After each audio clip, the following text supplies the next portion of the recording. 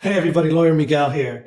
So today I want to talk about how to handle a dispute with a vendor or supplier. And within that, there's four things I want to talk about. First, negotiation, then mediation, then arbitration, and then finally, litigation. So the first way to handle a dispute with a vendor or supplier is negotiation.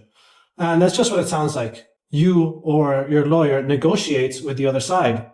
And often if it's a small dispute, not a high dollar, not a high value dispute, or a dispute over something minor, it can be resolved through negotiation.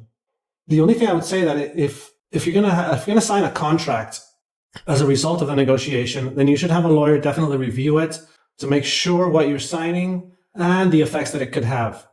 Second is mediation. So mediation is similar to negotiation, but there's a mediator. And the mediator can't force anybody to do anything. They're not a judge. That said, mediation can be super helpful and is often successful.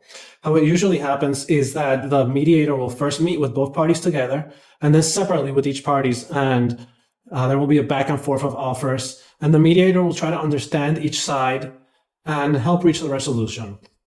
Next, there's arbitration. Arbitration is similar to mediation because there's one or more arbitrators. The difference is that arbitration is binding. You sign an arbitration contract before, or sometimes at the start of the business relationship. There's a process to choose the arbitrators and a set of rules.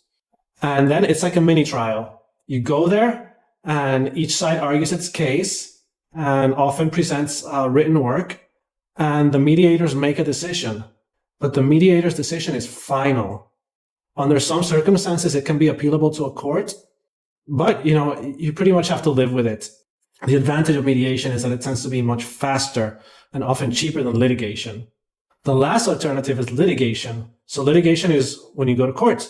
So you file a complaint in state or federal court and you go through the whole process, and that can take anywhere from weeks to years.